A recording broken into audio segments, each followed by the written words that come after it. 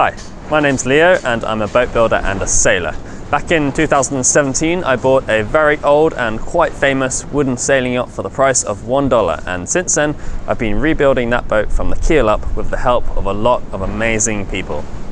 In this video we've got some really exciting developments with the building of Tallyho's mast and other spars, but before we get into that we're going to catch up with Clifton and some really beautiful woodwork he's been doing building Tallyho's cockpit coamings.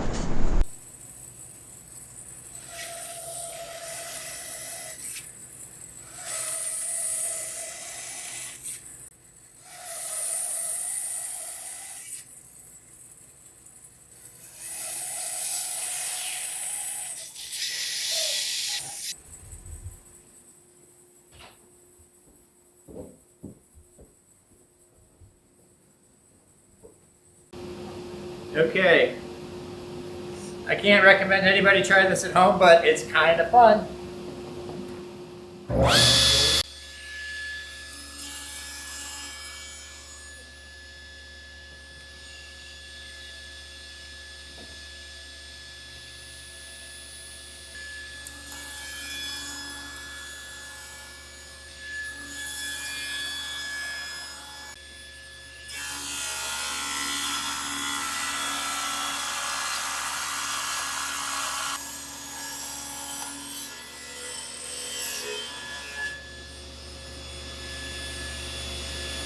I like that one. Quite like that. So right now I'm standing inside the lazarette hatch. The lazarette is just a small storage area that is accessed through this hatch, and in front of me here is the cockpit where you'll sit to steer the boat and operate the sheets and so on. Now a few weeks ago Clifton made these very beautiful cockpit sills. The sills run underneath all the deck houses and the cockpit coaming. The cockpit coaming is a roughly 8-inch high sort of small wall, if you like, which goes around the cockpit, and its purpose is to keep water out of the cockpit. So if you're sailing hard and the decks are awash, hopefully inside the cockpit you won't be getting quite so wet. They also act as a sort of backrest that you can lean against, and some of the winches will be mounted against them and so on. They'll be made out of teak, and they have to follow this curve of the sill, which is quite challenging. Clifton has been doing some pretty interesting table saw work by using an angled fence and running the piece sort of sideways across the table saw blade, which looks pretty terrifying, but is actually pretty tried and tested and very useful way to make concave cuts like that. Eventually these corner pieces will get glued and attached to longer pieces along the back of the cockpit here and both sides of the cockpit, and then that will all get varnished before it gets put back on the boat. And then eventually after it's put back on, these seats on either side of the cockpit will be decked. There'll be a footwell down here, a small cubby under this seat, and so on. But the first thing, of course, is to get these coamings made.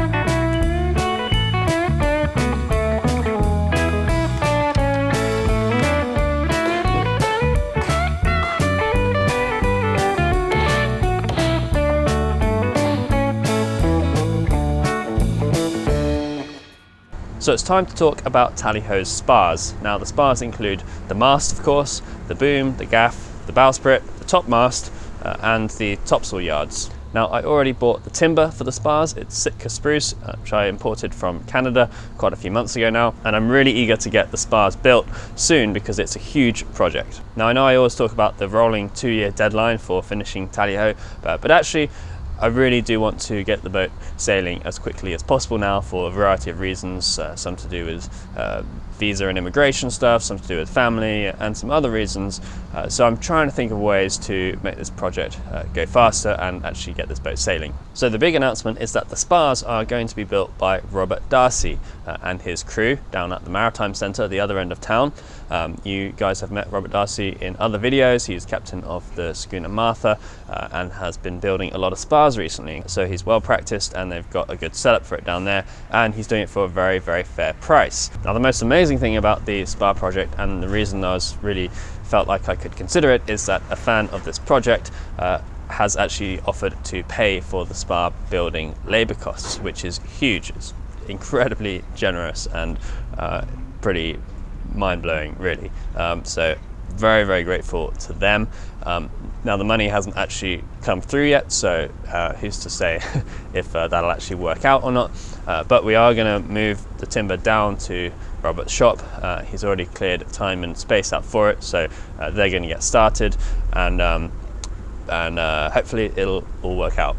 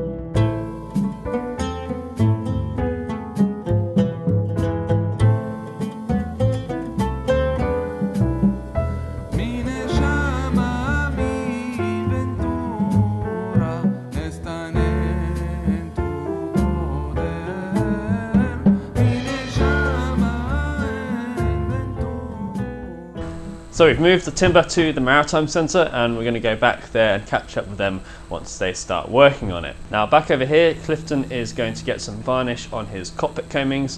Now he glued them all up on the boat, but has since taken them off as one unit and moved it to somewhere with less dust and less in the way so we can get some varnish on it. Now I am going to start working on the bulwark planks, and those are the planks above the deck on the outsides of the boat. They wrap around the bulwark stanchions and make up the little sort of fencing around the deck, and eventually topped with a cap rail. The first stage of that is going through our big pile of planking stock, leftovers, see if there's anything good there that I can use for the bulwark planks, and then we'll get those planed to thickness, and I'll be able to start battening them.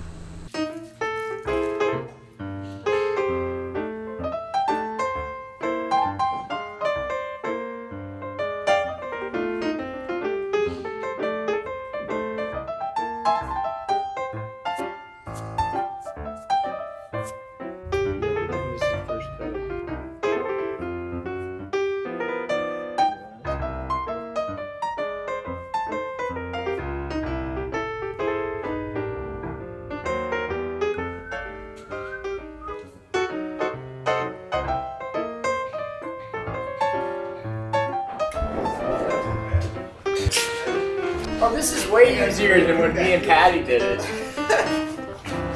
I wasn't as nervous before it had to... Are we gonna go up the stairs? Why not?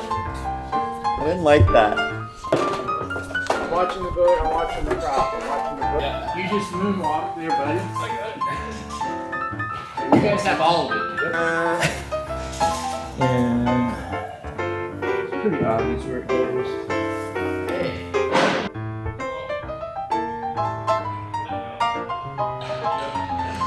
You're welcome to it.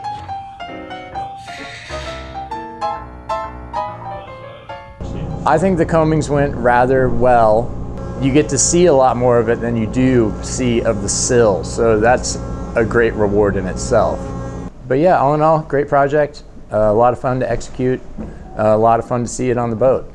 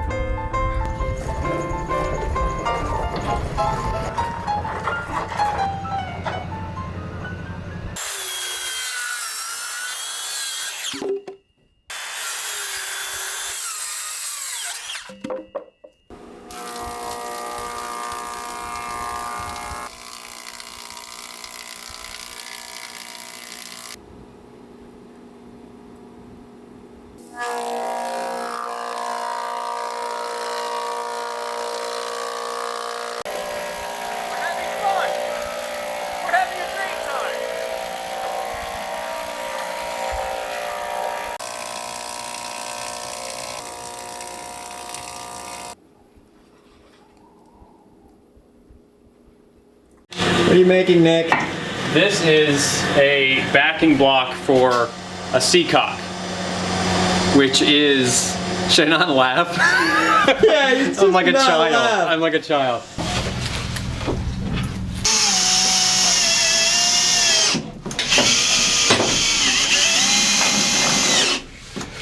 So yeah, so we're about to drill the hole for the seacock, which is like the valve that goes through the boat. Through the boat. So I'm drilling a hole through the boat.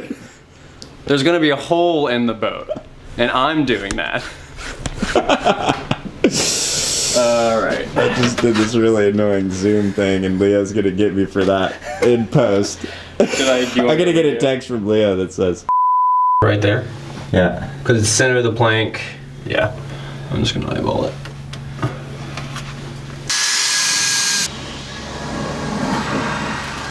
That's it. Is that it? That's it. Do we see light? Oh my gosh. Dude. Boom. It's the outside world. Seems reasonable for me to be drilling a hole in the boat. How do you feel about it? I just feel like sometimes the shipwrights get a little nervous, and so when they do, they look to us, you know, to really do the hard stuff. So I'm ready. You ready? I'm ready. You nervous? Yeah. This feels very wrong to me. Here we go.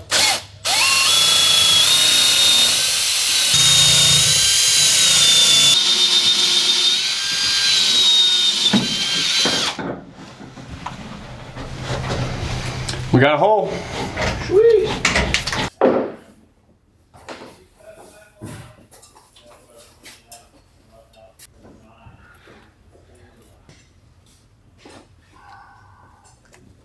So just in case Nick's explanation wasn't quite technical enough, he was drilling a hole for a through-hull fitting. A through-hull fitting, of course, is a fitting that goes through the hull, and several of these are needed on most boats to let liquids in and out of the boat. On the inside of most through-hull fittings, you're going to have a seacock, which is a valve for closing that hole, and that is essential on any through-hull below the waterline. Above the waterline, they are recommended in some cases and not necessary in other cases. Through hulls generally are for bringing raw water, salt water into the boat for cooling engine or other machinery or feeding a water maker, and then also for expelling used water back out into the ocean. So that might be what we call grey water, which is water from showers and sinks and basins, or it could be, if you're offshore far enough, black water from the toilet.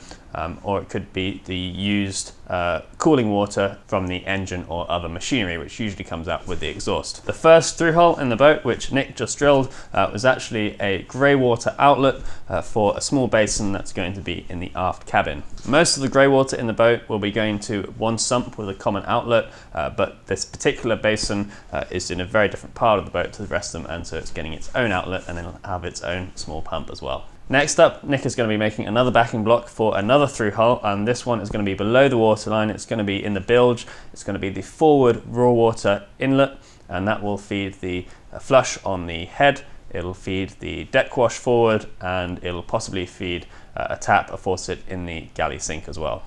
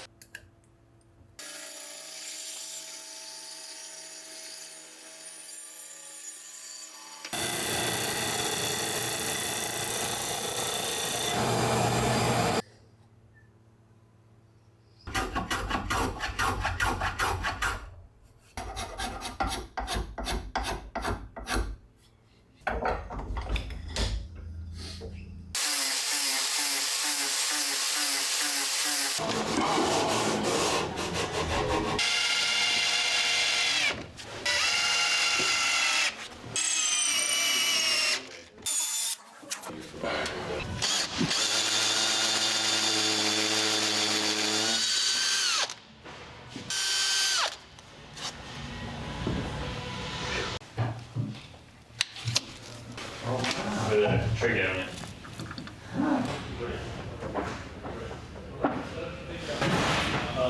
And then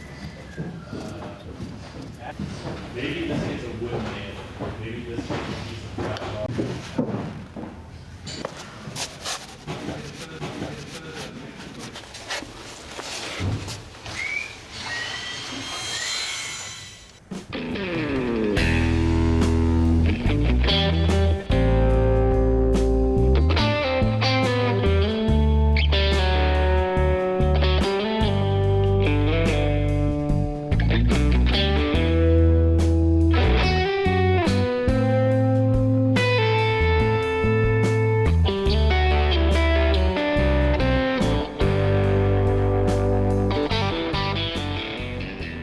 So I'm back at the Northwest Maritime Centre, and today Robert, Doug and Chris are going to be planing some of the spruce.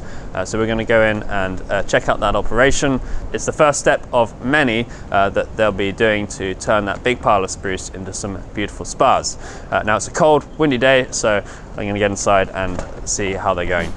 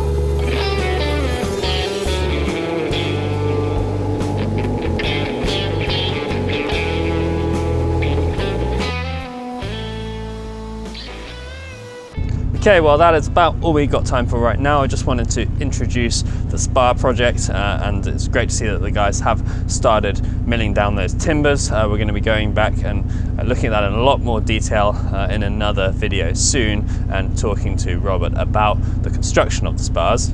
I'm really pleased with how all the other progress is coming along on the boat. The cockpit coaming is looking really great, and the whole team is doing a really good job and working really hard. So big thanks to them. Thanks to you for watching, and a massive, massive thank you to everyone who has donated or otherwise supported this project.